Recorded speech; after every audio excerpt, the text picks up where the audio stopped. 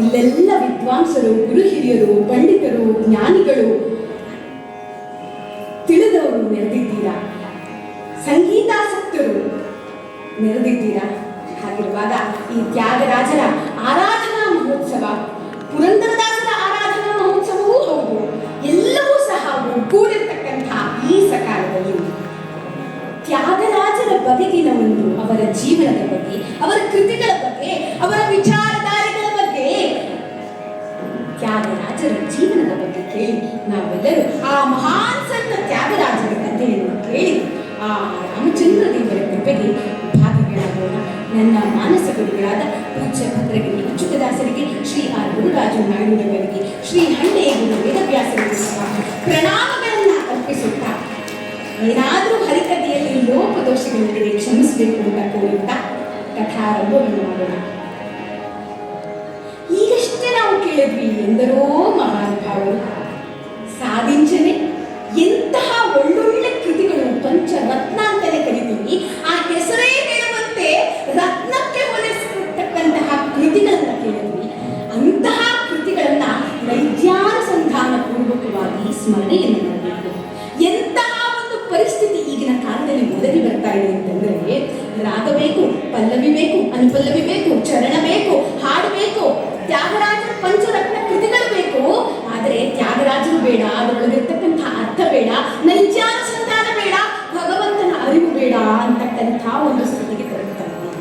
ಆದರೆ ಅದನ್ನೆಲ್ಲವನ್ನು ಪುನರುಜ್ಜೀವನಗೊಳಿಸಬೇಕು ಅಂತಂದ್ರೆ ನಮ್ಮ ಶಾಸ್ತ್ರ, ಸಂಪ್ರದಾಯ, ಆಚಾರ, ವಿಚಾರ, ನಾವೆಲ್ಲರೂ ಇಲ್ಲಿ ಬಹಳಷ್ಟು ಜನ ಶಾಲೆಗೆ ಹೋಗ್ಬೇಕಾದ್ರೆ ಮುಖಕ್ಕೊಂದು ಹಣೆ ಬೊಟ್ಟನ್ನು ಇಟ್ಕೊಳ್ಳದೆ ಹೋಗ್ತಕ್ಕಂತಹ ಪರಿಸ್ಥಿತಿಯಲ್ಲಿದ್ದೀವಿ. ಆದರೆ ಸಂಗೀತ ಅಂತ ಬಂದಾಗ ಶಾಸ್ತ್ರೀಯವಾಗಿ ಸೀರೆಯನ್ನು ಉಟ್ಕೊಂಡು, ತಲೆ ತುಂಬ ಹೂವನ್ನು ಉಟ್ಕೊಂಡು, ಕೈ ತುಂಬ ಬಳೆಯನ್ನು ಹಾಕೊಂಡು ಎಲ್ಲರೂ ಒಗ್ಗೂಡಿದ್ದೇವೆ ಅಂತಂದ್ರೆ ಅದು ಸಂಗೀತಕ್ಕೆ ಇರ್ತಕ್ಕಂತಹ ಶಕ್ತಿ. ನಮ್ಮ ಒಂದು ಪರಂಪರೆಯನ್ನ, ನಮ್ಮ ಶಾಸ್ತ್ರವನ್ನ, ನಮ್ಮ ಪುರಾತನ ಸಂಸ್ಕೃತಿಯನ್ನ, ಧಾರ್ಮಿಕ ಕಲೆಯನ್ನ ಉಳಿಸ್ತಕ್ಕಂತಹ ಶಕ್ತಿ ಇರುವುದು ಅಂತಂದ್ರೆ ಅದು ಸಂಗೀತಕ್ಕೆ ಅಂತ. ಅಂತಹ ಸಂಗೀತದ ಶಕ್ತಿಯ ಮೂಲಕ ನಾವೆಲ್ಲರೂ ಇಂದು ಒಗ್ಗೂಡಿದ್ದೀವಿ. ಅದಕ್ಕೆ ಕಾರಣ ಯಾರು ಅಂತಂದ್ರೆ ತ್ಯಾಗರಾಜರ ಆರಾಧನೆ. ಕಾರಣ ಯಾರು ಅಂತಂದ್ರೆ ತ್ಯಾಗರಾಜರು, ಕಾರಣ ಯಾರು ಅಂತಂದ್ರೆ ಪುರಂದರದಾಸರು, ಕನಕದಾಸರಿದ್ದಾರೆ. ಇವರೆಲ್ಲರಿಂದಾಗಿ ನಾವೆಲ್ಲರೂ ಸಹ ಸಂಗೀತಕ್ಕೋಸ್ಕರವಾಗಿ, ಸಂಗೀತಕ್ಕಾಗಿ, ಸಂಗೀತವನ್ನೇ ಉಸಿರಾಗಿಸಿಕೊಂಡು ಬದುಕ್ತಾ ಇರ್ತಕ್ಕಂಥ ಬಹಳಷ್ಟು ಜನರಿದ್ದಾರೆ. ಇಂಥವರು ಇರುವುದರಿಂದಲೇ ಇಂದಿಗೂ ನಮ್ಮ ಪರಂಪರೆ ಉಳಿಯುತ್ತಾ ಬೆಳೆಯುತ್ತಾ ಬಂದಿದೆ. ಇಲ್ಲಿ ಇವರು ಕಾರ್ಯಕ್ರಮವನ್ನ ಮಾಡ್ತಾ ಇರ್ತಕ್ಕಂಥದ್ದು ಏತಕ್ಕೋಸ್ಕರ ಅಂತಂದ್ರೆ ಅವ್ರಿಗೇನೋ ಉಪಯೋಗ ಆಗಲಿ, ಅವರು ತ್ಯಾಗರಾಜರ ಪೂಜೆಯನ್ನ ಮಾಡಲಿ. ಅವ್ರ ಮನೆಯಲ್ಲೂ ಮಾಡ್ಬೋದಿತ್ತಲ್ಲ ತ್ಯಾಗರಾಜರ ಪೂಜೆಯನ್ನ, ದಾಸರ ಆರಾಧನೆಯನ್ನ ಮನೆಯಲ್ಲೇ ಒಂದು ಫೋಟೋ ಇಟ್ಕೊಂಡು ಪಾಪ ನಿತ್ಯದಲ್ಲೂ ಪೂಜೆಯನ್ನ ಮಾಡ್ತಿರ್ತಾರೆ. ಸಂಗೀತದವರು ನಿತ್ಯದಲ್ಲೂ ಸಹ ಗುರುಗಳ ಚರಣಕ್ಕೆ ನಮಸ್ಕಾರ, ಅವರ ಏನು ಪರಿಸರಗಳಿರುತ್ತೆ ಅದರ ಪೂಜೆಯನ್ನ ಮಾಡ್ತಾರೆ. ಇಲ್ಲಿ ಯಾಕೆ ತಗೊಂಡು ಬರ್ಬೇಕಿತ್ತು? ಇಲ್ಲಿ ಯಾಕೆ ಇಷ್ಟು ದೊಡ್ಡ ಕಾರ್ಯಕ್ರಮವನ್ನು ಮಾಡಬೇಕಿತ್ತು? ಇಷ್ಟು ಜನ ಮಕ್ಕಳನ್ನ ಒಗ್ಗೂಡಿಸಿಕೊಂಡು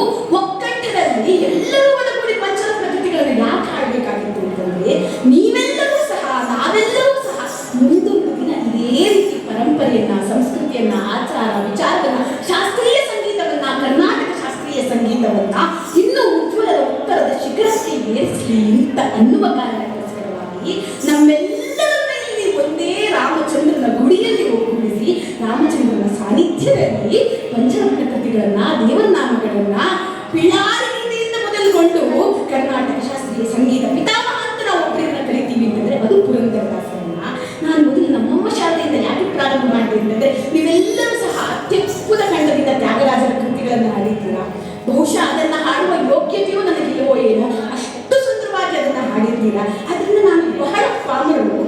ಕನಕದಾಸರ ಒಂದು ಹಾಡಿನ ಮೂಲಕ ಹಾಡನ್ನ ಈ ಹರಿಕತೆಯನ್ನ ಆರಂಭ ಮಾಡಿದೆ. ಯಾಕೆಂತಂದ್ರೆ ಇಲ್ಲಿ ಕನಕದಾಸರಿದ್ದಾರೆ, ಪುರಂದರದಾಸರಿದ್ದಾರೆ, ತ್ಯಾಗರಾಜರಿದ್ದಾರೆ, ಎಲ್ಲ ಮಹಾಮಹಿಮರು ಒಂದೇ ಕಡೆಯಲ್ಲಿ ಒಗ್ಗೂಡಿದ್ದಾರೆ. ಹಾಗಿರುವಾಗ ಇವರೆಲ್ಲರ ಹಾಡುಗಳ ಜೊತೆಗೆ ಅವರ ಜೀವನ ಚರಿತ್ರೆಯನ್ನು ಸಹ ತಿಳ್ಕೊಂಡ್ರೆ, ಅವರ ಜೀವನ ಶೈಲಿಯನ್ನು ತಿಳ್ಕೊಂಡ್ರೆ, ಅವರು ಯಾವ ರೀತಿ ಜೀವನವನ್ನ ಸಾಗಿಸಿದ್ರು, ಕೇವಲ ಹಾಡನ್ನ ಹೇಳ್ತಾ ನಾವು ಹಾಡು ಹಾಡ್ತೀವಿ ಆದ್ರೆ ಅದರಲ್ಲಿ ಭಕ್ತಿ ಇರೋದಿಲ್ಲ, ಆ ಭಗವಂತನ ಧ್ಯಾನ ಇರೋದಿಲ್ಲ, ನೈಜ ಅನುಸಂಧಾನ ಇರೋದಿಲ್ಲ, ಕೇವಲ ಹಾಡನ್ನ ಹಾಡ್ತಾ ಇರ್ತಾರೆ. ಯಾವ ಮಟ್ಟಕ್ಕೆ ಯಾವ ದುಸ್ಥಿತಿಗೆ ತಲುಪಿದೆ ಅಂತಂದ್ರೆ, ಯಾರೋ ಒಬ್ಬರು 10 ರೂಪಾಯಿ 20 ರೂಪಾಯಿ ದಾನ ಮಾಡೋದು ಅಂತಂದ್ರೆ ಅದನ್ನ ಅಣುಕಿಸಲು ಸುಖವಾಗಿ ಎಂದರೋ ಮಹಾನುಭಾವರು ಅಂತ ಅಣುಕಿಸೋರನ್ನ ಕಣ್ಣಾರೆ ಕಂಡಿರ್ತೀವಿ. ಎಂಥ ಮಹಾನುಭಾವರು ಒಂದು 50 ರೂಪಾಯಿ ದಾನ ಮಾಡ್ಬಿಟ್ರಪ್ಪ. ಆದ್ರೆ ಸ್ವತಃ ಶ್ರೀರಾಮಚಂದ್ರನನ್ನ ಎಂದರೋ ಮಹಾನುಭಾವರು, ತುಮೂರು ನಾರದರನ್ನ ಎಂದರೋ ಮಹಾನುಭಾವರು ಅಂತ ತ್ಯಾಗರಾಜರು ವರ್ಣಿಸುತ್ತಾರೆ. ಹಾಗಿರುವಾಗ ಅದರ ನೈಜ ಅನುಸಂಧಾನ ನಮಗಾಗಬೇಕು ಅಂತ ಹೇಳಿ ಹರಿಕತೆಯ ಮೂಲಕ ನಾನು ಆದಷ್ಟು ಹಾಡುಗಳನ್ನ ಹೇಳೋದಿಲ್ಲ. ಯಾಕೆ ಅಂತಂದ್ರೆ ಇಲ್ಲಿ ಬಹಳಷ್ಟು ಹಾಡು, ಕೃತಿ, ಕೀರ್ತನೆ, ನಾದಗಳ ಸ್ವರ ಸಂಗಮವಾಗೋಗ್ಬಿಟ್ಟಿದೆ. ಆದ್ದರಿಂದ ತ್ಯಾಗರಾಜರ ಜೀವನದ ಒಂದು ಚರಿತ್ರೆಯನ್ನು ಕೇಳಿ ನಾವೆಲ್ಲರೂ ಆ ರಾಮಚಂದ್ರನ ಕೃಪೆಗೆ ಭಾಗಿಗಳಾಗೋಣ. 1767ರಲ್ಲಿ ಸುಮಾರು 150 ವರ್ಷಗಳ ಹಿಂದೆ ಒಬ್ಬ ಮಹಾನುಭಾವ ತಿರುವಾಯೂರಿನಲ್ಲಿರುವ ತ್ಯಾಗರಾಜರ ದೇವರ ಅನುಗ್ರಹದಿಂದಲೇ ಈ ಭೂಲೋಕದಲ್ಲಿ ಜನಿಸಿದ್ದಾರಂತೆ. ವೈಶಾಖ ಮಾಸದಲ್ಲಿ ಶುಕ್ರವಾರ ದಿನದಂದು ಷಷ್ಠಿಯ ದಿನ ಒಬ್ಬ ಮಹಾನುಭಾವರು ಆ ತ್ಯಾಗರಾಜ ಸ್ವಾಮಿ ಅನುಗ್ರಹದಲ್ಲಿ ತಿರುವಾಯೂರಿನಲ್ಲಿ ತ್ಯಾಗರಾಜ ಸ್ವಾಮಿಗಿಂತ ಇಂದಿಗೂ ಪೂಜೆಯನ್ನು ಮಾಡ್ತಾರೆ. ಆ ಸ್ವಾಮಿಯ ಅನುಗ್ರಹದಿಂದ ಜನಿಸಿರ್ತಕ್ಕಂತಹ ಈ ಬಾಲಕನಿಗೆ ತ್ಯಾಗರಾಜ ಎಂದು ನಾಮಕರಣ ಮಾಡಿದ್ದಾರಂತೆ. ಬಾಲಕ ಬೆಳೆಯುತ್ತಿದ್ದಾನೆ. ಆ ಪುಟ್ಟ ಮಗುವಿಗೆ ಏನ್ ಹೇಳ್ಕೊಡ್ತಾ ಇದ್ರು? ABCDEFG ಅಲ್ಲ, ಆ ಪುಟ್ಟ ಮಗುವಿಗೆ ರಾಮ ಮಂತ್ರವನ್ನ ಜಪ ಮಾಡುವಂತ ಪುರಂದರದಾಸರ ಚರಿತ್ರೆಯನ್ನ ಹೇಳ್ತಾ ಇದ್ರಂತೆ. ಪುರಂದರದಾಸರ ಕಥೆಯನ್ನ ಹೇಳ್ತಾ ಇದ್ರು. 450 ವರ್ಷಗಳ ಹಿಂದೆ ಪುರಂದರದಾಸರು ಬಂದು ಹೋಗಿದ್ರು. ಅವರ ಕಥೆಗಳನ್ನ ಹೇಳಿ ಅವರ ಹಾಡುಗಳನ್ನ ತಾಯಿ ಹೇಳ್ಕೊಡ್ತಾ ಇದ್ರಂತೆ. ಶಿವಾಜಿ ಮಹಾರಾಜರಿಗೆ ಹೇಗೆ ಜೀಜಾಬಾಯಿ ಬಾಲ್ಯದಲ್ಲಿ ಹಿಂದೂ ಸನಾತನ ಪರಂಪರೆಯ ಬಗ್ಗೆ ಒಂದು ಬೀಜವನ್ನು ಬಿಟ್ಟಿದ್ರು, ಸ್ವಾಮಿ ವಿವೇಕಾನಂದರಿಗೆ ಹೇಗೆ ತಾಯಿ ಜೀವನ ಮಾರ್ಗವನ್ನು ತೋರಿಸಿದ್ಲು, ಕೃಷ್ಣನನ್ನು ತೋರಿಸಿ ಅಂತಹ ರಥಿಕನಾಗಿ ಹೇಳಿದ್ರು, ಅದೇ ರೀತಿ ತ್ಯಾಗರಾಜರ ತಾಯಿ ಸೀತಮ್ಮನವರು ರಾಮ ಮಂತ್ರವನ್ನ ಜಪ ಮಾಡು ಅಂತ ಹೇಳ್ಕೊಡ್ತಿದ್ರಂತೆ. ರಾಮ ಮಂತ್ರವ ಜಪಿಸೋ, ರಾಮ ಮಂತ್ರವ ಜಪಿಸೋ, ಹೇ ಮನುಜ ರಾಮ ಮಂತ್ರವ ಜಪಿಸೋ. ಆ ಮಂತ್ರ ಜಪಿಸಿ ಕೇಳನು ಬೇಡ, ಮಂತ್ರ ಜಪಿಸಿ ಕೇಳನು ಬೇಡ, ಸೋಮಶೇಖರ ನನ್ನ ಸನ್ನಿಧಿಸಿದ ಮಂತ್ರ, ಸೋಮಶೇಖರ ನನ್ನ ಸನ್ನಿಧಿಸಿದ ಮಂತ್ರ, ರಾಮ ಮಂತ್ರವ ಜಪಿಸೋ, ಹೇ ಮನುಜ ರಾಮ ಮಂತ್ರವ ಜಪಿಸೋ. ರಾಮ ಮಂತ್ರವನ್ನ ಜಪಿಸೋ ಅಂತ ಹೇಳಿದ್ರು ಪುರಂದರದಾಸರ ಕೃತಿ. ಯಾಕೆ ಪುರಂದರದಾಸರನ್ನ ತೆಗೆದುಕೊಳ್ತಾ ಇದ್ದೀನಿ ಅಂತಂದ್ರೆ, ತ್ಯಾಗರಾಜರಿಗೆ ಸ್ವರಾರ್ಣವಾಲೆಂಬ ಒಂದು ಗ್ರಂಥವನ್ನ ಸ್ವತಃ ನಾರದ ಮಹರ್ಷಿಗಳೇ ಬಂದು ಅವರ ಕೃತಿಯನ್ನ, ಅವರಿರ್ತಕ್ಕಂಥ ಭಕ್ತಿಯನ್ನ, ಅವರ ಸಂಗೀತದ ನಿಷ್ಠೆಯನ್ನ ನೋಡಿ ನಾರದರು ಅನುಗ್ರಹಿಸಿದ್ರು ಅಂತ ಕಥೆಯಲ್ಲಿ ಕೇಳ್ತೇವೆ. ಸ್ವರಾರ್ಣವ ಗ್ರಂಥವನ್ನ ನಾರದ ಮಹಾಮುನಿಗಳು ಅನುಗ್ರಹಿಸಿದ್ರು ಅಂತಂದ್ರೆ, ಅಂತಹ ನಾರದರ ಭಕ್ತಿ ಸೂತ್ರಗಳನ್ನ ಬರೆದ ನಾರದರ ಅಪರಾವತಾರ ಯಾರು ಅಂತಂದ್ರೆ ಅದು ಪುರಂದರದಾಸರು. ತಾಯಿ ಕೂಡ ಪುರಂದರದಾಸರ ಹಾಡನ್ನ ಹೇಳ್ಕೊಡ್ತಾ ಇದ್ರಂತೆ, ಈತನೂ ಕೂಡ ಪುರಂದರದಾಸರ ಹಾಡನ್ನ ಕಲಿತಾ ಇದ್ದ. ತ್ಯಾಗರಾಜರು ಸಂಸ್ಕೃತದಲ್ಲೂ ಹಾಡನ್ನು ಬರೆದಿದ್ದಾರೆ, ಆದರೆ ಬಹಳಷ್ಟು ಹಾಡುಗಳನ್ನು ತೆಲುಗಿನಲ್ಲಿ ಬರೆದಿದ್ದಾರೆ. ಅವರ ಜೀವನವನ್ನು ನೋಡೋದಾದ್ರೆ ಕೇವಲ ನಾದೋಪಾಸನೆಯನ್ನ ಮಾಡ್ತಿರ್ಲಿಲ್ಲ. ಅವರು ವೇದಾಂತವನ್ನು ತಿಳಿದಿದ್ರು, ಶಾಸ್ತ್ರವನ್ನ ಅರಿತಿದ್ರು, ವೇದಾಂತ ಶಾಸ್ತ್ರಗಳನ್ನ ಅರಿತು ತನ್ನ ಮೂಲಕ ಭಗವಂತನನ್ನ ಆರಾಧಿಸುತ್ತಾ ಯೋಗಿಯ ಜೀವನವನ್ನ ಸಾಗಿಸ್ತಾ ಇದ್ರಂತೆ. ಇಂದಿಗೂ ಸಹ ಇಷ್ಟು ವರ್ಷಗಳ ಆದ ಮೇಲೂ ಎಷ್ಟೋ ಜನ ಸಂಗೀತಕಾರರು ಬಂದು ಹೋಗಿದ್ದಾರೆ, ಎಷ್ಟೋ ಜನ ಸಾಹಿತ್ಯಕಾರರು ಬಂದು ಹೋಗಿದ್ದಾರೆ, ಉಜ್ವಲವಾದಂತಹ ಸಾಧನೆಯನ್ನು ಮಾಡಿದ್ದಾರೆ.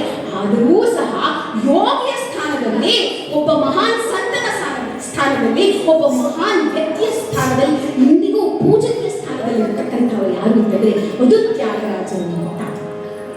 ಕೇವಲ ನಾದೋಪಾಸನೆಯಿಂದ ಮಾಡ್ತಿರಲಿಲ್ಲ, ಅಯಾಚಕ ವೃತ್ತಿಯಿಂದ ಜೀವನವನ್ನು ನಡೆಸ್ತಾ ಇದ್ರಂತೆ. ಪುರಂದರದಾಸರು ಯಾವ ರೀತಿ ನಾನು ರಾಜಮನೆಯ ಹಂಗಿಗೆ ಹೋಗೋದಿಲ್ಲ, ಗುರುಮನೆಯ ಹಂಗಿಗೂ ಸಹ ಬರೋದಿಲ್ಲ ಅಂತ ಹೇಳಿ ಭಿಕ್ಷಾಟನೆಯನ್ನ ಮಾಡ್ತಾ ಜೀವನವನ್ನ ಮಾಡ್ತಾ ಇದ್ರು, ದಾಸರ ರೀತಿಯಲ್ಲಿ ಜೀವನವನ್ನ ಮಾಡ್ತಾ ಇದ್ರು. ಅದು ಹೇಗೆ ಅವ್ರು ಹೋಗಿ ಇದೇ ಬೇಕು ಅದೇ ಬೇಕು ಅಂತ ಕೇಳ್ತಿದ್ದಲ್ಲ, ಏನು ಕೊಡ್ತಾರೋ ಅದನ್ನು ತೆಗೆದುಕೊಂಡು ಬಂದು ಜೀವನವನ್ನ ಸಾಗಿಸ್ತಾ ಇದ್ರು. ಅದೇ ರೀತಿ ತ್ಯಾಗರಾಜರು ಅಯಾಚಕ ವೃತ್ತಿಯಲ್ಲಿ ಜೀವನವನ್ನ ಸಾಗಿಸ್ತಾ ಇದ್ರು. ಪುರಂದರದಾಸರ ಜೀವನದಲ್ಲಿ ಒಂದು ಘಟನೆ ಬರುತ್ತೆ. ವಿಜಯನಗರ ಸಾಮ್ರಾಜ್ಯ ಚಕ್ರವರ್ತಿ ಕೃಷ್ಣದೇವರಾಯ ಹಂಪಿನಗರದಲ್ಲಿ ಏನೋ ಗತಿಯಿಂದ ಇದ್ದವರು ಇಲ್ಲೇ ಇಲ್ಲ. ಕೇಳಿದ್ದೀವಿ ನಾವು, ಮುತ್ತು ರತ್ನ ವಜ್ರ ವೈಡೂರ್ಯಗಳನ್ನೆಲ್ಲ ಸೇರಿನಲ್ಲಿ ಅಳತೆ ಮಾಡಿ ಮಾಡ್ತಾ ಇದ್ದಾರೆ. ಅಂತಹ ಸಂದರ್ಭದಲ್ಲಿ ಕೃಷ್ಣದೇವರಾಯರು ನನ್ನ ರಾಜ್ಯದಲ್ಲಿ ಭಿಕ್ಷಾಟನೆ ಮಾಡುವವರು ಇರಬಾರ್ದು, ದಾಸನೇ ಇರಬಾರ್ದು, ಬಡವರು ಇರಬಾರ್ದು ಅಂತ ಹೇಳಿ ಪುರಂದರ ದಾಸರ ಭಿಕ್ಷಾ ಜೋಳಿಗೆಗೆ ಮುತ್ತು ರತ್ನ ವಜ್ರ ವೈಡೂರ್ಯಗಳನ್ನು ತುಂಬಿ ಕಳಿಸಿದರಂತೆ.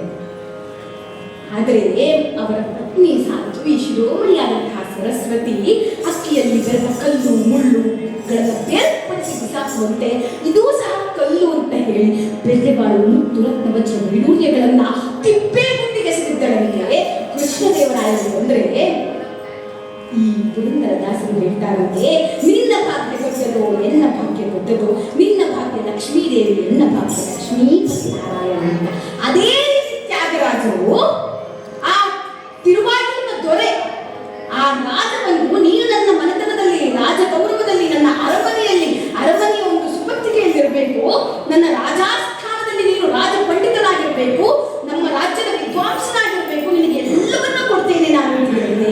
ನಿಧಿ ಜಾಲ ಸುಖಮ ರಾಮನ ಸನ್ನಿಧಿ ಸುಖಮ ಅಂತ ಹೇಳಿ, ನಿಧಿ ಸುಖವೋ ರಾಮನ ಸನ್ನಿಧಿ ಸುಖವೋ ಅಂತ ಹೇಳಿ ಆ ರಾಮನ ತ್ಯಾಗವನ್ನು ಮಾಡ್ತಾರೆ. ಅರಮನೆಗೆ ಕರ್ಕೊಂಡೋಗಿ ಮುತ್ತು ರತ್ನ ವಜ್ರ ವೈಡೂರ್ಯವನ್ನು ತೋರಿಸಿದ್ರೆ ಅಲ್ಲೇ ಇರ್ತಕ್ಕಂಥ ಒಂದು ರಾಮನ ವಿಗ್ರಹವನ್ನು ತೋರಿಸ್ಕೊಂಡು ನಿಧಿ ಜಾಲ ಸುಖಮ ರಾಮನ ಸನ್ನಿಧಿ ಸುಖಮ ಅಂತ ಹೇಳಿ ರಾಮನ ವಿಗ್ರಹವನ್ನು ಎತ್ಕೊಂಡು ಬರ್ತಾರೆ ಅಂತಂದ್ರೆ ಅದು ತ್ಯಾಗರಾಜರು ನೈಜದಲ್ಲಿಯೂ ಸಹ ಅವರ ತ್ಯಾಗವನ್ನು ನಾವು ಸ್ಮರಿಸಬೇಕು ಅಂತ. ಅದು ಅವರ ನಿಜವಾದ ತ್ಯಾಗ. ಕೇವಲ ಯಾವುದೋ ಒಂದು ಹಾಡನ್ನ ಬರೆದ್ರು, ಸಂಗೀತವನ್ನ ಬರೆದ್ರು, ಸ್ವರಗಳನ್ನ ರಚನೆ ಮಾಡಿದ್ರು, ಪಂಚರತ್ನ ಕೃತಿಗಳನ್ನ ರಚನೆ ಮಾಡಿದ್ರು, ಆದರೆ ಅವೆಲ್ಲದರ ಜೊತೆಗೆ ನೈಜ ಜೀವನದಲ್ಲೂ ಸಹ ಅದನ್ನು ಅಳವಡಿಸಿಕೊಂಡಿದ್ರು. ತ್ಯಾಗ ಭಾವವನ್ನು ಹೊಂದಿದ್ರು, ವೈರಾಗ್ಯವನ್ನು ಹೊಂದಿದ್ರು, ಜ್ಞಾನ ಭಕ್ತಿಯನ್ನ ಹೊಂದಿದ್ರು. ಕೇವಲ ಕೃತಿಯನ್ನ ಬರೆತಿರ್ಲಿಲ್ಲ, ಜ್ಞಾನದಿಂದ ಕೃತಿಯನ್ನ ಬರೆಸ್ತಾ ಇದ್ರು. ರುಕ್ಮಿಣೀಶ ವಿಜಯದಲ್ಲಿ ಒಂದು ಸಂದರ್ಭದಲ್ಲಿ ಒಂದು ವಾದಿರಾಜರು ವರ್ಣಿಸ್ತಕ್ಕಂಥ ಒಂದು ಸಂದರ್ಭ ಬರುತ್ತೆ. ಯಶೋದೆ ಹಾಡನ್ನ ಕಟ್ಟಿ ಭಗವಂತನನ್ನ ಹಾಡ್ತಾ ಇದ್ದಂತೆ ಮೊಸರನ್ನ ಕಡಿತಾ ಇರ್ಬೇಕಾದ್ರೆ ಆ ತನ್ಮಯಾಗಿ ಅವರ ತಲೆಯಿಂದ ಹೂ ಬಿತ್ತಂತೆ, ಅದನ್ನಾಗಿ ಎತ್ಕೊಳ್ಳಿಲ್ಲ, ತನ್ಮಯನಾಗಿ ಆ ಭಗವಂತನನ್ನೇ ಪಾಡ್ತಾ ಇದ್ದಂತೆ. ಅದನ್ನ ವಾದಿರಾಜರು ಹೇಳ್ತಾರೆ, ಈಕೆ ಹೂ ಬಿತ್ತು ಎತ್ಕೊಳ್ಳಿಲ್ಲ, ವೈರಾಗ್ಯವನ್ನು ಹೊಂದಿದ್ಲು, ಭಕ್ತಿ ಪರವಶಳಾಗಿದ್ಲು, ಜೊತೆಗೆ ಈಕೆ ಹಾಡನ್ನ ಅವಳೇ ಕಟ್ಟಿ ಹಾಡ್ತಿದ್ಲು ಅಂತಂದ್ರೆ ಅವಳಲ್ಲಿ ಜ್ಞಾನ ಇತ್ತು, ಅದಕ್ಕೆ ಕೃಷ್ಣ ಅವಳ ಬಳಿಗೆ ಬಂದ ಅಂತ. ಅಂದ್ರೆ ಜ್ಞಾನ ಇತ್ತು, ಭಕ್ತಿ ಇತ್ತು, ವೈರಾಗ್ಯವಿತ್ತು, ಅದಕ್ಕೆ ಭಗವಂತ ಒಲಿದು ಈಕೆಯ ಬಳಿಗೆ ಬಂದ ಅಂತ. ಅದೇ ರೀತಿ ತ್ಯಾಗರಾಜರು ಆ ಭಗವಂತನ ನಾಮಾವಳಿಯನ್ನ ಸ್ತುತಿಸ್ತಾ ಇದ್ರು. ಸಾಧಿಂಚನೇ ಕೃತಿಯನ್ನ ಕೇಳಿದ್ರೆ ಎಷ್ಟು ಸುಂದರವಾಗಿ ಕೃಷ್ಣನ ಲೀಲೆಯನ್ನ ಅವನು ಯಾವ ರೀತಿ ಸಾಧನೆಯನ್ನ ಮಾಡಿದ್ದಾನೆ, ಯಾವ ರೀತಿ ಎಷ್ಟು ಸುಲಭವಾಗಿ ಆಟಗಳನ್ನಾಡಿದ್ದಾನೆ, ತನ್ನ ಲೀಲೆಯನ್ನ ತೋರಿದ್ದಾನೆ ಅಂತ ಬಹಳ ಸುಂದರವಾಗಿ ವರ್ಣಿಸಿದ್ದಾರೆ. ಒಂದೊಂದು ಕೃತಿಯಲ್ಲೂ ಸಹ ಯಾವ ರೀತಿ ವರ್ಣಿಸಿದ್ದಾರೆ ಅಂತ ನಾವು ನೋಡಬೇಕು. ಒಂದು ಪಂಚರತ್ನ ಕೃತಿಯಲ್ಲಿ ಧೂಳಕಲ್ಲು ಅಂತ ಹೇಳಿ, ಆ ಪಂಚರತ್ನ ಕೃತಿಯಲ್ಲಿ ನನ್ನ ಧೂಳ, ನಾನು ಪಾಪವನ್ನು ಮಾಡಿದ್ದೀನಿ, ನಾನು ಬೇಡದೇ ಇರೋ ಕೆಲಸವನ್ನ ಮಾಡಿದ್ದೀನಿ. ನಮ್ಮ ಜೀವನದಲ್ಲಿ ನಾವೆಲ್ಲರೂ ಸಹ ಪಾಪವನ್ನು ಮಾಡಿರ್ತೀವಿ, ನಮಗೆ ತಿಳಿದೋ ತಿಳಿಯದೇನೋ ನಾವು ಯಾರು ದೇವರ ಪಾಪವನ್ನು ಮಾಡದೇ ಇರಬೇಕು. ಭಗವಂತನಿಗೆ ಮಾತ್ರ ಪಾಪ ಪುಣ್ಯಗಳಿಲ್ಲ, ನಾವು ಯಾರು ಭಗವಂತನಿಗೆ ಎಲ್ಲರೂ ಪಾಪವನ್ನ ಮಾಡಿರ್ತೀವಿ, ಆದರೆ ಅದನ್ನ ಒಪ್ಪಿಕೊಳ್ಳೋದಿಲ್ಲ. ಯಾರಾದ್ರೂ ಬೆಲ್ ಮಾಡಿ ತೋರಿಸಿದ್ರು ಸಹ ಬೇಕಾದ್ರೆ ಅವರ ಜೊತೆಗೆ ನಿಂತು ಮಾಡ್ತೀವಿ, ವಾಗ್ವಾದ ಮಾಡ್ತೀವಿ, ಆರ್ಗ್ಯೂ ಮಾಡ್ತೀವಿ. ಆದರೆ ನಾವು ಮಾಡಿರ್ತಕ್ಕಂಥ ಪಾಪ ಕರ್ಮಗಳನ್ನ ಪ್ರಾಯಶ್ಚಿತ್ತ ರೂಪವಾಗಿ ಒಪ್ಪಿಕೊಳ್ಳೋದಿಲ್ಲ. ಆದರೆ ಅವರು ತಮ್ಮ ಕೃತಿಯಲ್ಲಿ ನಾನು ಏನೇನೋ ಪಾಪವನ್ನು ಮಾಡಿದ್ದೀನಿ, ಬೇಡದೇ ಇರೋ ಕೆಲಸವನ್ನು ಮಾಡಿದ್ದೀನಿ, ನಾನು ಮಾಡಿರ್ತಕ್ಕಂಥ ಪಾಪ ಕರ್ಮವನ್ನೆಲ್ಲ ಕಳಿಯಪ್ಪ, ನನಗೆ ನನ್ನ ದುಃಖ ದೂರ ಮಾಡಪ್ಪ ಅಂತ ಹೇಳಿ ರಾಮನ ಬಳಿಯನ್ನು ಮಾಡ್ತಾರೆ. ರಾಮನ ಬಳಿ ಹೇಳ್ತಾರೆ, ಕ್ಷಮೆಯನ್ನು ಯಾಚಿಸ್ತಾರೆ. ನಮಗೆ ಇಂತಹ ಒಂದು ಬುದ್ಧಿ, ಇಂತಹ ಒಂದು ಗುಣ ಅವರ ಕೃತಿಯನ್ನ ಕೇಳಿ ನಾವು ಅಳವಡಿಸಿಕೊಳ್ಳಬೇಕು. ಆ ಕೃತಿನಲ್ಲಿರ್ತಕ್ಕಂತಹ ದ್ವೈತ ಸುಖಮ, ಅದ್ವೈತ ಸುಖಮ, ಶ್ರೀರಾಮುಡೇ ಸುಖಮ. ನೀವು ದ್ವೈತ, ಅದ್ವೈತ, ಆ ವೇದಾಂತ, ಈ ವೇದಾಂತ, ಪುರಾಣ ಎಲ್ಲವನ್ನ ನೀವು ಚರ್ಚೆ ಮಾಡಿ, ಆದರೆ ನನಗೆ ರಾಮನೊಬ್ಬನೇ ಸುಖ. ಆ ರಾಮನೇ ನನಗೆ ಸುಖ. ಯಾವ ತತ್ವ ಅಂತ ನನಗೆ ಬೇಡ, ಆದರೆ ನನಗೆ ರಾಮ ಬೇಕು. ನಮ್ಮೆಲ್ಲರಿಗೂ ಸಹ ಜೀವನದಲ್ಲಿ ಇರಬೇಕಾದದ್ದು ಸಹ ಇದೆ, ಭಗವಂತನೊಬ್ಬರಿದ್ದರೆ ಸಾಕು. ಇನ್ಯಾರು ಬೇಡ. ನಮ್ಮ ಆತ್ಮಗಳಿಗೆ ಅಂತರಾತ್ಮವಾಗಿರಬೇಕು. ಆ ಪರಮಾತ್ಮನಿಂದವನೆಂದು ಹೇಳಿಕೋ, ಗೋವಿಂದನಿಂದವನೆಂದು ಹೇಳಿಕೋ ಅಂತ ಪುರಂದರದಾಸರು ಸಹ ಹೇಳಿದ್ದಾರೆ. ಹಾಗಿರುವಾಗ ದ್ವೈತ ಸುಖಮ, ದ್ವೈತ ಸುಖಮ, ಶ್ರೀರಾಮನೇ ಸುಖಮ ಅಂತ ಹೇಳ್ತಾರೆ. ಮತ್ತೊಂದು ಹಾಡಿನಲ್ಲಿ ಹೇಳ್ತಾರೆ, ಜನಕಜ ಮಾತಾವೈ. ಇನ್ನೊಂದು ಸಲ ಜನಕಜ ಮಾತಾವೈ. ಏನು ಎರಡು ಸಲ ಜನಕಜ ಮಾತಾವೈ ಅಂತ ಹೇಳ್ತಾರೆ ಅಂತಂದ್ರೆ, ಕೇವಲ ರಾಮನಲ್ಲಿ ಭಕ್ತಿಯನ್ನ ಮಾಡ್ತಿರ್ಲಿಲ್ಲ, ರಾಮನ ಜೊತೆ ಗುದ್ದಾಡ್ತಾ ಇದ್ರು, ಹೋರಾಡ್ತಾ ಇದ್ರು, ಗಲಾಟೆ ಮಾಡ್ಕೊಳ್ತಾ ಇದ್ರು, ಅಳ್ತಾ ಇದ್ರು, ನಗ್ತಾ ಇದ್ರು, ರಾಮನನ್ನ ಮೋಸ ಮಾಡ್ತಾ ಇದ್ರು, ದೊಂಗಜಾಡಲ ಅಂತ ಹೇಳ್ತಾರೆ. ವಿಭೀಷಣಕ್ಕೆ ಪಂಗನಾಮುಡ ಅಂತ ಕೇಳ್ತಾರೆ. ಇಲ್ಲೂ ಬಂಗಾರ ಮಾಲಿನೇ ರಂಗಡ, ವಿಭೀಷಣಕ್ಕೆ ಪಂಗನಾಮುಡ ಅಂತ ಕೇಳ್ತಾರೆ. ಏನ್ ಹಾಗಂದ್ರೆ, ಚಿನ್ನದಂತಹ ಬಂಗಾರಮಯವಾಗಿರ್ತಕ್ಕಂಥ ಸ್ವರ್ಣನಕ್ಕೆ ವಿಭೀಷಣನಿಗೆ ಕೊಟ್ಟ, ಅದನ್ನೇ ಬಿಟ್ಟು ಹೋದೆ ನೀನು. ಇನ್ನು ನಾನು ಕೇಳಿದ್ರೆ ಬರ್ತೀಯಾರಮ್ಮ ನೀನು? ಬಂಗಾರವನ್ನು ಕೊಟ್ಟರೆ ನೀನು ಬರಲಿಲ್ಲ ವಿಭೀಷಣನ ಹತ್ರ, ನನ್ನ ಹತ್ರ ಬರ್ತೀಯಾರಮ್ಮ ನೀನು? ಅವನನ್ನೇ ಬಿಟ್ಟು ಹೋದೆ, ನನ್ನನ್ನು ಬಿಟ್ಟು ಹೋಗ್ತೀಯಾರಮ್ಮ? ಅಂಗಲಾಚಿ ಬೇಡ್ಲ ನಾನು, ನೈಪುಜೋರ್ಕುಮ ಅಂಗಲಾಚಿ ಬೇಡ್ಕುಮ ಅಂತ ಕೇಳ್ತಾರೆ. ನಿನ್ನ ಕಾಲನ್ನ ಹಿಡ್ಕೊಂಡು ಬೇಡ್ಲ, ಅಂಗಲಾಚಿ ಬೇಡ್ಲ, ఒక ಬಾರಿ ಶರಣಂತೆ, ಒಂದೇ ಒಂದು ಬಾರಿ ಶರಣು ಅಂತೀನಿ, ಬಂದ್ಬಿಡು ರಾಮ ಅಂತ ಕೇಳ್ತಾರೆ. ವಿಭೀಷಣಿಗೆ ಮೋಸ ಮಾಡಿ ನನ್ನ ಹತ್ರ ಬರ್ತೀಯ, ಜನಕಜ ಮಾತಾವೈ, ಜನಕಜ ಮಾತಾವೈ ಅಂತಾರೆ. ಏನ್ ಹಾಗಂದ್ರೆ ಅಂತಂದ್ರೆ, ಜನಕಜ ಮಾತಾವೈ ಅಂತಂದ್ರೆ ಜನಕನ ಮಗಳಾಗಿರ್ತಕ್ಕಂತಹ ಸೀತೆಯ ಗಂಡ, ಅಂದ್ರೆ ಅಳಿಯನಾಸ್ತಿಯ ನೀನು ಜನಕರಾಜನಿಗೆ ಅಂತ. ಮತ್ತೊಂದು ಅರ್ಥದಲ್ಲಿ ಹೇಳ್ತಾರೆ, ಜನಕಜ ಮಾತಾ ವೈ ಅಂದ್ರೆ ಜನಕರಾಜನ ಮಗಳಾಗಿರ್ತಕ್ಕಂತಹ ಅವಳು ಯಾರ ಮಗಳು? ಭೂದೇವಿಯ ಮಗಳು. ಆ ಸೀತಾ ಮಾತೆ ಮೂಲತಃ ಭೂದೇವಿಯ ಮಗಳು. ಜನಕಜ ಮಾತಾ ಅಂದ್ರೆ ಭೂದೇವಿ. ಅವಳಂತೆ ನೀನು ಕಲ್ಲಾಗ್ತಿದ್ಯಲ್ಲಪ್ಪ, ಅವಳಂತೆ ನೀನು ಜಡವಾಗ್ತಿದ್ಯಲ್ಲಪ್ಪ, ಅವಳಂತೆ ನೀನು ಸುಮ್ಮನೆ ಕೂತಿದ್ಯಲ್ಲಪ್ಪ, ನಾನು ನಿನ್ನ ಇಷ್ಟು ಭಕ್ತಿಯಿಂದ ಬೇಡ್ತಾ ಇದ್ದೀನಿ, ನೀನು ಬರ್ತಿಲ್ವಲ್ಲಪ್ಪ. ಪುರಂದರದಾಸರು ಅಷ್ಟೇ, ಮುಯಿಗೆ ಮುಯಿ ತಿಳಿಸಿಕೊಂಡೆಯಾ ಅಯ್ಯ ಪಂಡಯ್ಯ ಸಹರಿರ ಸಹಯ್ಯ ಅಂತ ಹೇಳಿ ಪುರಂದರದಾಸರು ಸಹ ದೇವರ ಜೊತೆ ಮುಯಿ ಕೇಳಿಸ್ಕೊಂಡ್ಯಪ್ಪ ನೀನು ಅಂತ ದೇವರಿಗೆ ಸವಾಲನ್ನು ಹಾಕ್ತಾ ದೇವರನ್ನೇ ಮಾತನಾಡ್ತಿದ್ರು. ಭಗವಂತನೊಡನೆ ನಿಂದಿಸ್ತಾ ಇದ್ರು. ಆದರೆ ಅವರು ನಿಂದಿಸಿದ್ರು ಸಹ ಅದರಲ್ಲೊಂದು ಪ್ರೀತಿ ಇರ್ತಿತ್ತು. ಸ್ನೇಹೋ ಭಕ್ತಿರತಿ ಪ್ರೋಕ್ತ ಅಂತ ಭಾಗವತದಲ್ಲಿ ಹೇಳ್ತಾರೆ. ಅಂದ್ರೆ ಸ್ನೇಹ ರೂಪವಾದ ಸದೃಢವಾದ ಭಕ್ತಿಯನ್ನ ಆ ಭಗವಂತನಲ್ಲಿ ಹೊಂದಿದ್ರೆ ನಾವು ಹೇಗೆ ನಮ್ಮ ಸ್ನೇಹಿತರ ಜೊತೆ ಗುದ್ದಾಡ್ತೀವಿ, ಕಿಚ್ಚಾಡ್ತೀವಿ, ಅರ್ಚಾಡ್ತೀವಿ, ಜಗಳ ಮಾಡ್ತೀವಿ, ಭಗವಂತನ ಜೊತೆಗೂ ಸಹ ಅದೇ ರೀತಿ ಸ್ನೇಹ ಸಲ್ಲಾಪವನ್ನ ಹೊಂದಿದ್ದಂಥವ್ರು ಯಾರು ಅಂತಂದ್ರೆ ಅದು ಪುರಂದರದಾಸರು, ಅದು ತ್ಯಾಗರಾಜರು ಅಂತ.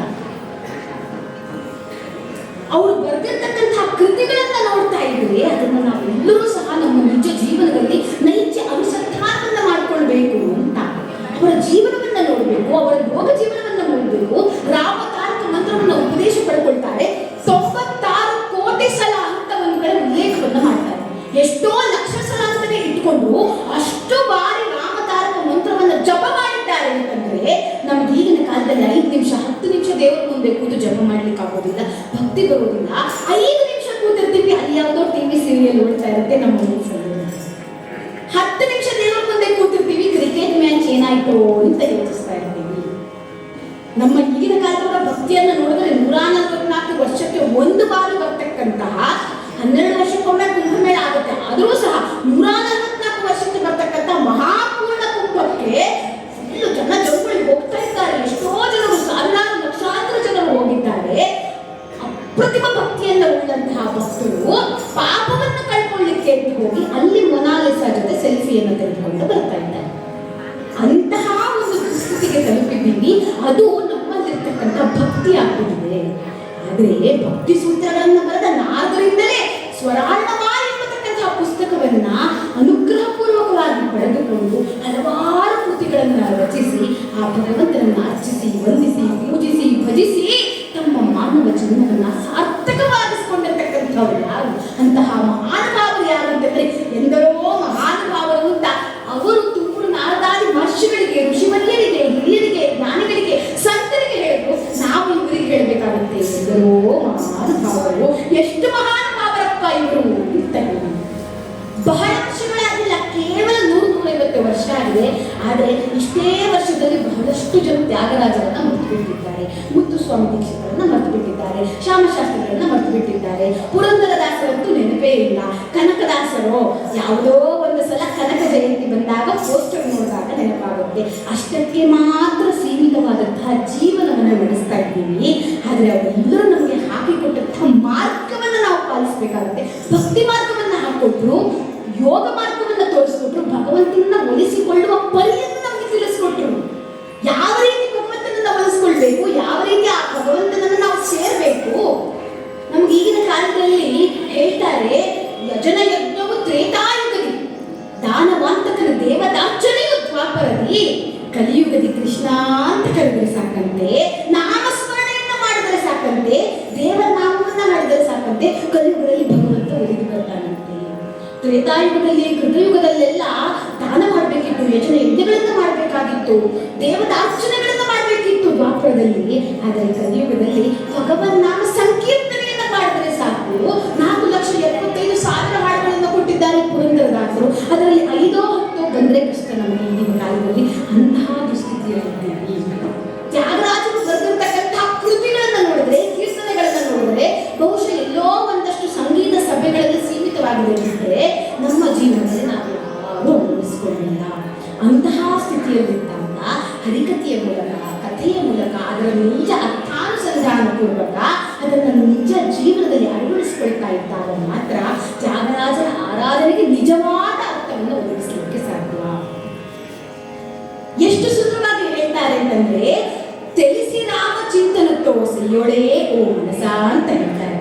ರಾಮ ಚಿಂತನೆಯನ್ನ ತಿಳಿದು ಮಾಡಪ್ಪ ನೀವು. ಯಾಕೆ ತಿಳಿದು ಮಾಡಬೇಕು? ಯಾಕೆ ತಿಳಿದು ಮಾಡಬೇಕು? ರಾಮ ರಾಮ ರಾಮ ರಾಮ ಅಂದ್ರೆ ಸಾಕಲ್ಲ, ಯಾಕೆ ತಿಳ್ಕೊಂಡು ಮಾಡಬೇಕು? ರಾಮ ಅಂದ್ರೆ ಏನು, ರಾಮನ ಅರ್ಥ ಏನು, ರಾಮ ಯಾರು, ಅವನು ಎಂಥವನು? ಶ್ರೀರಾಮಂ ದಶರಥಾತ್ಮಜಾಪ್ರಮೇಯ ಅಜಾನಕಾವು ಮರವಿಂದದಲಾಯತಾಕ್ಷನು. ಎಷ್ಟು ಸುಂದರ ಮೂರ್ತಿ ರಾಮ. ಯಾಕೆ ಅವನನ್ನ ತಿಳ್ಕೊಂಡು ಮಾಡಬೇಕು? ಅಯ್ಯೋ ಗೊತ್ತು ಬಿಡಪ್ಪ, ರಾಮ ಅದೇ ಸೀತೆಯನ್ನು ಬಿಟ್ಟನಲ್ಲ, ಅದೇ ರಾಮ ಅಲ್ವಾ ಅಂತ ಹೇಳ್ತೀವಿ. ಯಾಕೆ? ರಾಮ ಚಿಂತನ ತಿಳಿಸಿ ಮಾಡು ಅಂತ. ತಿಳಿಸಿ ರಾಮ ಚಿಂತನತ್ತೋ ಸೆಯ್ಯವೋ ಓ ಮನಸ ಅಂತ ಹೇಳ್ತಾರೆ. ನಮ್ಮನಿಗೂ ಹೇಳ್ತಾ ಇಲ್ಲ, ನಮಗೆ ಹೇಳ್ಬಿಟ್ರೆ ನನಗೆ ಗೊತ್ತು, ನಾನು ಹಂಗೆ ಮಾಡ್ತೀನಿ ಅಂತ ವಾದ ಮಾಡ್ತೀನಿ. ಅದಕ್ಕೆ ಅವ್ರ ಮನಸ್ಸಲ್ಲಿ ಅವರೇ ಹೇಳ್ಕೊಂಡ್ರು, ಓ ಮನಸ ತಿಳಿಸಿ ರಾಮ ಚಿಂತನತ್ತೋ. ಯಾಕೆ? ಯಾಕೆ ಅಂತಂದ್ರೆ, ರಾಮ ಅಂತಂದ್ರೆ, ರಾಮ ಅಂತಂದ್ರೆ ಇದೆರಡಕ್ಕೂ ಬಹಳಷ್ಟು ವ್ಯತ್ಯಾಸ. ಏನು ವ್ಯತ್ಯಾಸ? ಸಂಸ್ಕೃತದಲ್ಲಿ ಒಂದು ದೀರ್ಘಾಕ್ಷರವನ್ನ ಹಾಕಿದ್ರೆ ಅದು ಹೆಣ್ಣಾಗ್ಬಿಡುತ್ತೆ. ರಾಮ ಅಂತ ದೀರ್ಘ ಹೇಳ್ಬಿಟ್ಟು ಅದು ಹೆಣ್ಣು. ರಾಮಾಯಣ ಕಾಮವಾರ್ತಲಾಗ್ತೀರಾ ಅಂತ ಹೇಳ್ತಾರೆ. ಅಂದ್ರೆ ನೀವು ಕಾಮದಲ್ಲಿ ಮುಳುಗಿ ಹೋಗ್ತೀರಾ. ಆದರೆ ರಾಮಾಯಣ ಬ್ರಹ್ಮವಾರ್ತುಲಪಿ. ರಾಮ ಅಂತಂದ್ರೆ ನೀವು ಕಾಮದಲ್ಲಿ ಮುಳುಗಿ ಮುಳುಗಿ ಮುಳುಗಿ ಈ ಸಂಸಾರ ಸಾಗರದಿಂದ ಆಚೆನೇ ಬರ್ಲಿಕ್ಕಾದ್ರೆ ಅದರಲ್ಲೇ ಮುಳುಗಿ ಹೋಗ್ತೀರಾ. ಆದರೆ ರಾಮಾಯಣ ಬ್ರಹ್ಮ ಮಾತುಲ ಪೇರು ಮಾನವ ಜನನಾತುಲ ತೀರು ಅಂತ ಹೇಳ್ತಾರೆ. ನಿಮ್ಮ ಜೀವನದಲ್ಲಿರ್ತಕ್ಕಂಥ ಕಷ್ಟಗಳೆಲ್ಲ ನಾಶ ಆಗಿ ಹೋಗ್ಬೇಕಂತಂದ್ರೆ ರಾಮ ಅಂದ್ರೆ, ರಾಮ ಅಂತಂದ್ರೆ ಹೆಣ್ಣಾಗ್ಬಿಡುತ್ತೆ. ಅದರಿಂದ ನೈಜ ಅನುಸಂಧಾನವಿರಬೇಕು, ನಾನು ಏನು ಹೇಳ್ತಾ ಇದ್ದೀನಿ ಅಂತ. ದಾಸನ ಮಾಡಿಕೊಳ್ಳೆಯನ್ನ ಕೆಲವಷ್ಟು ಜನ ಸಂಗೀತಗಾರರು, ಎಲ್ಲರೂ ಅಂತಲ್ಲ, ಕೆಲವರು ತಿಳಿದು ಹಾಡೋರು ಇದ್ದಾರೆ, ಇನ್ನೂ ಕೆಲವರು ಅರ್ಧಂಬರ್ಧ ತಿಳ್ಕೊಂಡಿರ್ತಕ್ಕಂಥ ಕೆಲವು ವಿದ್ವಾಂಸರು ಯಾವ ರೀತಿ ಹಾಡ್ತಾರೆ ಅಂತಂದ್ರೆ, ಗುರು ಬುದ್ಧಿಗಳನ್ನೆಲ್ಲ ಬಿಡಿಸೋ ನಿನ್ನ, ಗುರು ಬುದ್ಧಿಗಳನ್ನೆಲ್ಲ ಬಿಡಿಸೋ, ನಿನ್ನ ದುರ್ಬುದ್ಧಿಯನ್ನ ಬಿಡಿಸೋ ಅಂತ ಹೇಳ್ತಾರೆ. ಆ ಭಗವಂತನಿಗೆ ಎಂತ ದುರ್ಬುದ್ಧಿ? ನಾವು ಹಾಡ್ತಾ ಇರೋದು ನನ್ನ ದುರ್ಬುದ್ಧಿಯನ್ನ ಬಿಡಿಸಪ್ಪ, ನನ್ನನ್ನು ದಾಸನನ್ನಾಗಿ ಮಾಡುವ, ನನ್ನ ದುರ್ಬುದ್ಧಿಗಳನ್ನೆಲ್ಲ ದೂರ ಮಾಡಿ ನಿನ್ನ ಚರಣ ಸೇವೆ ನನಗೆ ಕೊಡಿಸು ಅಂತ. ಚಿಂತೆಯ ತಕೋ ಅಂತ ಹೇಳಿದೆ, ಚಿಂತೆಯ ತಕೋ ಅಂತ ಅಂದ್ಬಿಟ್ರೆ ಭಗವಂತನಿಗೆ ಚಿಂತೆಯನ್ನ ತಗೋ ಅಂತ ಆಗ್ಬಿಡುತ್ತೆ.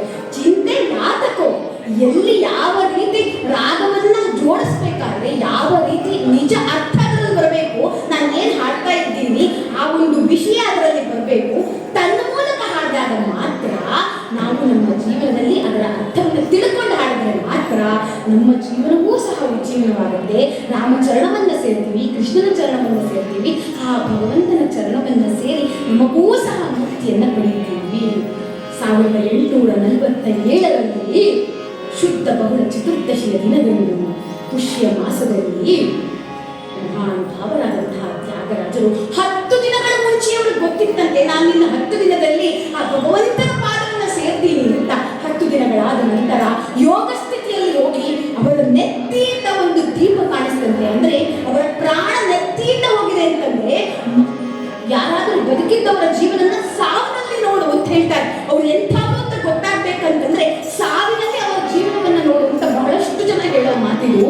ಆ ರೀತಿ ಆ ಭಗವಂತನನ್ನ ಸೇರಿದಂಥವ್ರು ನೆತ್ತಿಯಲ್ಲಿ ಅವರ ಪ್ರಾಣ ಹೋಯ್ತು ಅಂತಂದ್ರೆ ಎಂತಹ ಯೋಗ ಸಾಧನೆಯನ್ನ ಮಾಡಿದ್ದಂಥವರು, ಎಂತಹ ಸಂತರು ಅಂತ ನಾವು ತಿಳಿಬೇಕು. ಅಂತಹವರ ಒಂದು ಆರಾಧನಾ ಮಹೋತ್ಸವದ ಸಂದರ್ಭದಲ್ಲಿ ತ್ಯಾಗರಾಜರ ಚರಣಾರವಿಂದಗಳಿಗೆ ನಮಿಸ್ತಾ ಪುರಂದರದಾಸರು, ಕನಕದಾಸರು, ದಾಸಾದಿ ದಾಸ ಶ್ರೇಷ್ಠರನ್ನ ಸ್ಮರಿಸುತ್ತಾ ಈ ಕಥೆಗೆ ಪುರಂದರದಾಸರ ಹಾಡಿನೊಂದಿಗೆ ಮಂಗಳವನ್ನು ಹೆಜ್ಜೆಯ ಮೇಲೆ ಹೆಜ್ಜೆಯ ನಿಕ್ಕುತ್ತ ಹೆಜ್ಜೆ ಕಾಲ್ಗಳ ನಾದವ ತೋರು, ಹೆಜ್ಜೆಯ ಮೇಲೆ ಹೆಜ್ಜೆ ಕಾಲ್ಗಳ ನಾದವ ತೋರು, ಭೂಮಿಯ ಮೇಲೆ ಮನಸ್ಸಿಗೆ